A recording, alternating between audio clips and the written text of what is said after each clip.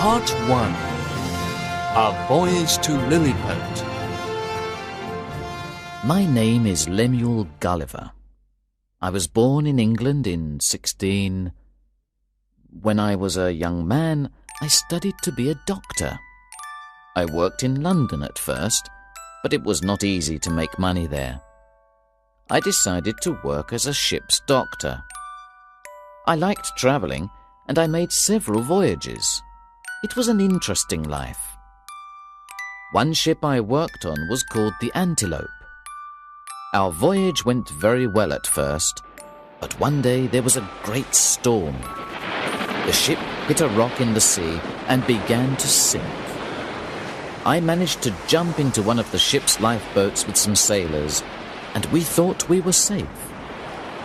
Then there was a big wave, and the little boat turned over in the water. We all began to swim. I soon lost sight of the other sailors, and I never saw them again. I think they all drowned. I swam for many hours in the water, and I was very tired. Suddenly, I realized that the water was not deep anymore. My feet touched the ground. I walked a long time, and then I came to the beach. It was evening, and I was exhausted. I fell asleep on the sand. When I woke up, it was morning. I tried to stand up, but I could not move at all. I raised my head a little, and I could see ropes around my body. They were tied very tightly. I did not know what had happened to me. Then I saw a very small creature walking along my body. I looked again, and I was very surprised to see that this creature was really a tiny man. Soon there were more of these little men walking on me. There were hundreds of them on the ground near me. They were talking to each other, but I could not understand their language. I shouted very loudly, "Oi!"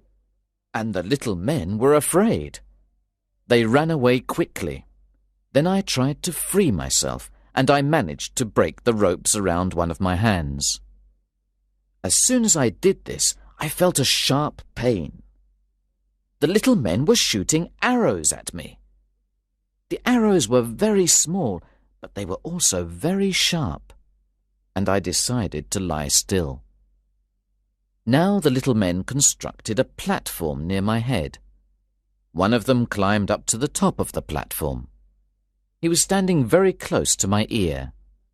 He began to shout into my ear. I could hear what he said, but I did not understand the language he was using. He used signs to communicate with me. He told me that the country was called Lilliput, and that he worked for the emperor. Then he explained that I was their prisoner. He told me not to be frightened, because they only wanted to take me to see the emperor. It was now the middle of the morning, and I was hungry and thirsty. I put my finger in my mouth to show the little man that I wanted to eat and drink something. He understood me, and he gave some instructions to the hundreds of little men who were on the ground. They went away, and then they came back with ladders. They had wine and food with them. They climbed up the ladders and offered me the wine and food. Everything tasted good, but it was very small, like the men themselves. I drank whole barrels of wine and ate several cattle and sheep.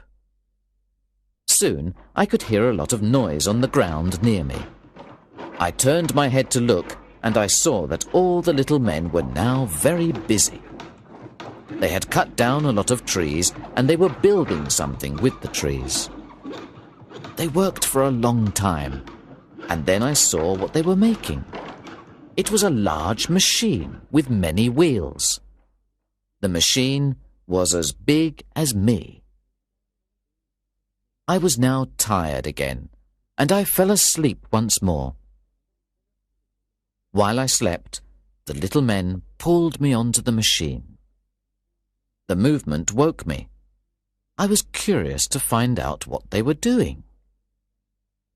Then I heard a noise, and I saw hundreds of tiny horses. The little men attached the horses to the machine, and the horses began to pull me along. There were 1,500 horses pulling me. The machine began to move slowly forward.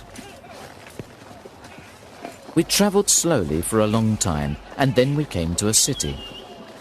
We stopped outside the city. There was a very old temple here, and they asked me to get off the machine and enter the temple. I learned later that this temple was one of the largest buildings in the country. It was no longer used because someone had committed a terrible murder there some years before. There was just enough space in the temple for me to enter.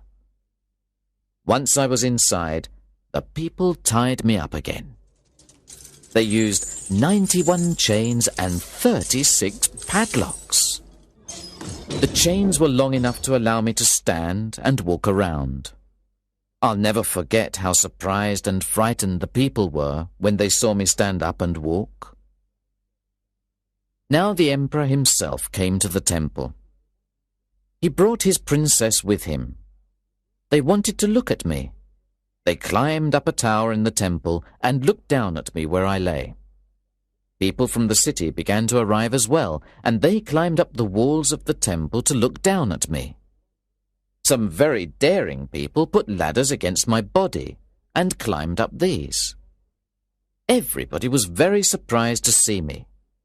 I was the biggest man they had ever seen.